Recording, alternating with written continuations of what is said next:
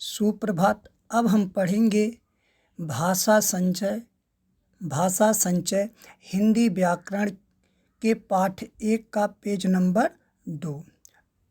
पहली वीडियो में हमने पढ़ा था भाषा का आदान प्रदान, भाषा किसे कहते हैं और विश्व में और भारत में बोले जाने वाली भाषा। दूसरे पेज में हमने पढ़ा भाषा के रूप, उसमें मौखिक भाषा और लिखित भाषा के बारे में समझे।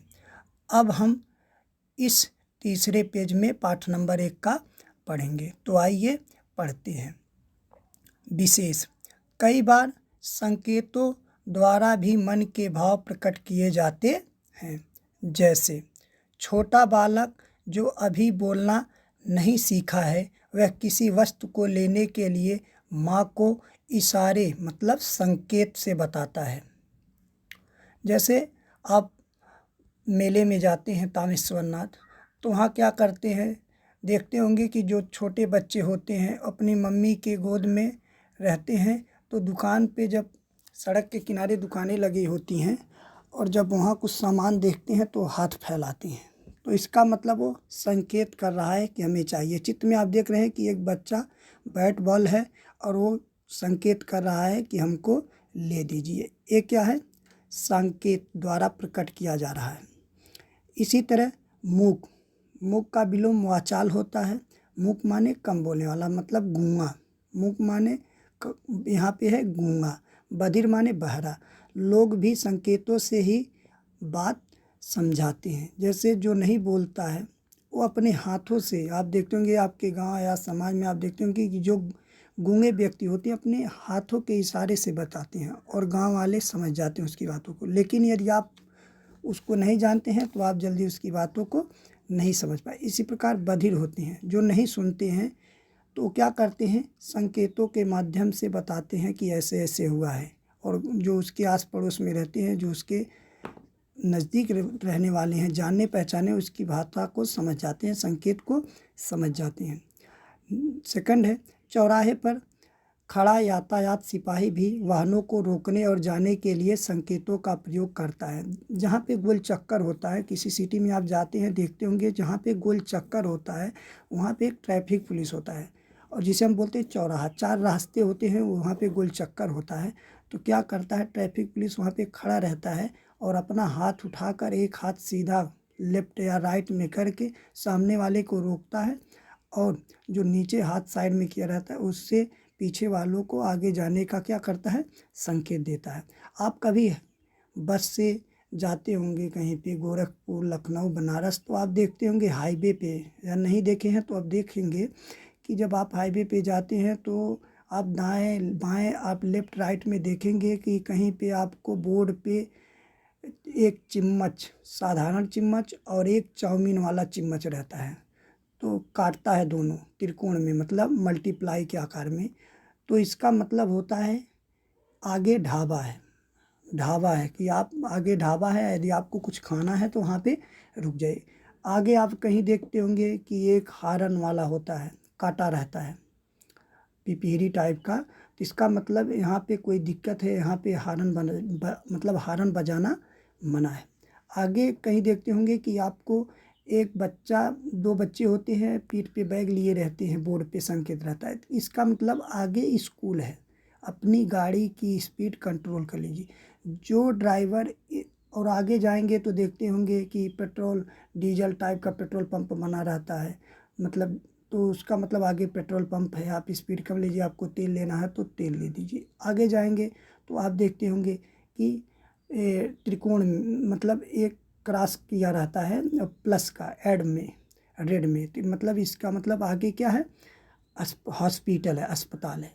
तो जो और आगे पट्टी टाइप सफ़ेद रहता है तो इसका मतलब है वो जेब्रा क्रॉसिंग है, पैदल पथ है। तो जो इन संकेतों का ध्यान रखता है, और आगे फिर रहता है स्पीड 40 लिखा रहता है, मतलब इस पे 40 चलिए।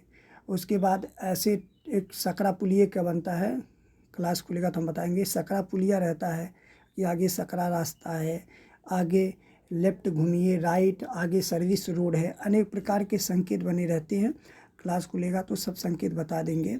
तो ये होते हैं सांकेतिक चिन्ह। जो ड्राइवर इन संकेतों का पालन करता है उसका कभी एक्सीडेंट नहीं होता है। ऐसे सभी लोग करते रहें तो एक्सीडेंट की समस्या कम हो जाएगी। इसीलिए हमारा जो आरटीओ होता है ये आदेश जारी करता है बोर्ड का कि आप इसके नियम का पालन। आरटीओ ऑफिस में सारे सिग्नल लगे होते हैं, कभी आपके पापा या जाएँ तो उनसे बोल दीजिए, वो फ़ोटो खींच लेंगे और आप समझ जाएंगे। आगे देखिए, चूँकि संकेतों द्वारा सभी तरह के भाव को नहीं प्रकट किया जा सकता है, इसलिए इनका भाषा में महत्व नहीं है। सभी चीज़ों को भाव से प्रकट नहीं किया जाता, इसलिए भाषा का इसमें महत्व नहीं। अब पढ़ेंगे हम साहित्यिक भाषा क्या होती है। साहित्यिक भाषा होती है जिसमें अलंकार, रस और व्याकरण, वर्णमाला, इन सबों का वर्णन होता है, वो साहित्यिक भाषा होती है, जिसमें सब व्याकरण प्रयोग होती है। साहित्यिक का प्रयोग बोलचाल की भाषा की तुलना में प्रायः कम होता है, क्योंकि ये बहुत टफ होता है। लोग व्याकरण की दृष्टि से नहीं बोले। जैसे इंग्लैंड है, वहाँ पे ग्रामर की तरह इंग्लिश नहीं बोलते, लेकिन अपने भारत में तो 95% ग्रामर के द्वारा इंग्लिश बोला जाता है, इसलिए सब लोग नहीं बोल पाते हैं। लेकिन इंग्लैंड में वैसे ही बोल देते हैं।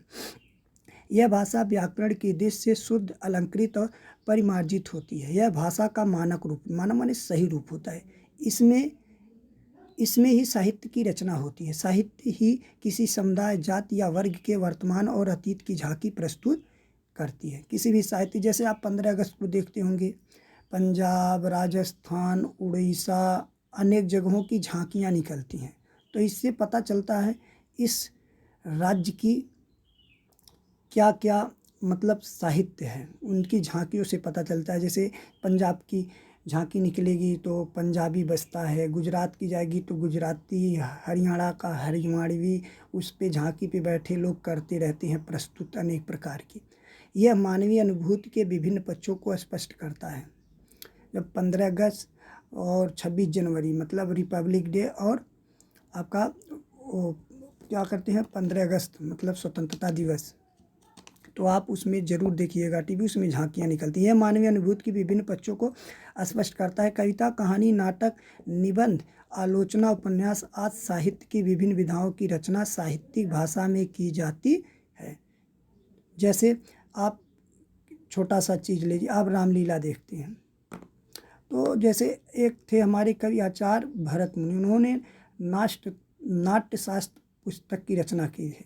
इसको उन्होंने पंचम वेद भी कहा है कि ये नाट्यशास्त्र पंचम वेद है। ये इसमें सबसे पहले रस का प्रतिपादन किया गया था। तो नाट्यशास्त्र में भी आचार्य भरत मुनि ने ऋग्वेद, सामवेद और यजुर्वेद और अथर्ववेद चारों वेदों को शामिल किया था, इसीलिए उन्होंने नाट्यशास्त्र को पांचवा वेद कह दिया। तो इसमें क्या किया था, इसमें जैसे ऋग्वेद है तो ये पाठ्य सामग्री होती है। ऋग्वेद में क्या होता है, पाठ्य सामग्री। सामवेद में संगीत होता है, यजुर्वेद में अभिनय होता है, और अथर्ववेद में साज सज्जा होता है। जैसे रामलीला आप देखते हैं, तो रामलीला में ऋग्वेद से क्या संबंध है, पाठ्य सामग्री। तो उसमें एक्टर जो होते हैं, जो एक्टिंग करते हैं रावण वाण का, वो जो डायलॉग बोलते हैं, तो ये ऋग्वेद पाठ्य सामग्री से लिया गया। और सामवेद से संगीत लिया गया। आप बीच बीच में देखते होंगे कि रामलीला में संगीत बजता है। और यजुर्वेद जो है उसमें अभिनय लिया गया है। जैसे कोई रावण बनता है, कोई लक्ष्मण, कोई सीता, तो कोई हनुमान, तो ये सब क्या है, अभिनय करते हैं। ये यजुर्वेद से लिया गया। और उसके बाद जो अथर्ववेद है, इसमें साज सज्जा है।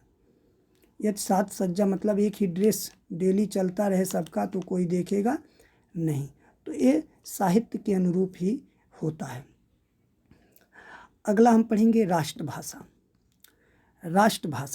राष्ट्रभाषा ये भारतीय संविधान के भाग 17 में अनुच्छेद 343 से 351 तक वर्णित है। और ये हर देश की अपनी अपनी राष्ट्रभाषा होती है। तो नीचे पढ़ेंगे, ऐसी भाषा जो देश के बहुसंख्यक समाज के द्वारा प्रयोग की जाती है उसे क्या कहते हैं, राष्ट्रभाषा। जो बहु माने बहुत लोग, संख्या माने संख्या, जो बहुत संख्या में लोग बोलते हैं, ऐसी भाषा को ही राष्ट्रभाषा। तो हमारे यहाँ राष्ट्रभाषा हिंदी है। तो हिंदी को बहुत लोग बोलते हैं, पूरे भारत में बोली जाती है। कुछ ही लोग नागालैंड है जो हल्का फुल्का नहीं समझते हैं, बाकी हर जगह समझते हैं। जिसमें संपूर्ण राष्ट्र की संस्कृति और जनजीवन अभिव्यक्ति पाता है, वह राष्ट्र भाषा कहलाती है। जिसमें सबका जनजीवन उसी में रहता है, सब राष्ट्रभाषा। जैसे हर कार्यालयों में भी राष्ट्रभाषा का प्रयोग होता है, पीछे भी बताएं। राष्ट्रभाषा हिंदी भारतवर्ष के अधिसंख्यक में बोली, समझी व लिखी पढ़ी जाती है। हर कार्यालय में हर जगह लिखा पढ़ाया जाता है। यहाँ तक कि कर्नाटक, आंध्रा में सब जगह ही हिंदी के क्लास चलते हैं, हिंदी संस्कृत, ऐसी बात नहीं है। जिस प्रकार राष्ट्रध्वज किसी राष्ट्र की संप्रभुता का प्रतीक होता है, उसी प्रकार राष्ट्र भाषा भी राष्ट्र की पहचान होती है। संप्रभुता क्या होता है कि इसका मतलब समझ लीजिए, किसी भी भौगोलिक क्षेत्र या जनसमूह पर सत्ता या प्रभुत्व के संपूर्ण नियंत्रण पर अनन्य अधिकार को संप्रभुता कहा जाता है। मतलब राष्ट्रध्वज किसी राष्ट्र की क्या होता है, संप्रभुता, जो उस भौगोलिक क्षेत्र या जनसमूह पर सत्ता पर क्या हो, काबिज हो, नियंत्रण करता हो, उसे ही क्या कहते हैं, संप्रभुता। उसी प्रकार राष्ट्रभाषा भी राष्ट्र की क्या होती है, पहचान होती है। आगे है भारतीय भाषाएं। हमारे देश में अनेक भाषाएं प्रयोग में लाई जाती हैं, जैसे हिंदी, संस्कृत, डोगरी, कश्मीरी, पंजाबी, सिंधी, उर्दू, मणिपुरी, मराठी, गुजराती, मैथिली, उड़िया, बांग्ला, असमिया, बोडो, कोंकणी, संथाली, कन्नड़, तमिल, तेलुगु, मलयालम और नेपाली। भारतीय संविधान में स्वीकृत 22 भाषाएं हैं। भारतीय संविधान में कितनी भाषाएं हैं, 22 भाषाएं, जो 300 अनुसूची 8 में है। संविधान की अनुसूची 8 में वर्णित है कि भारत में 22 भाषाएं हैं। धन्यवाद। अगला पेज हम नेक्स्ट वीडियो में पढ़िए। घर में रहिए, सुरक्षित रहिए।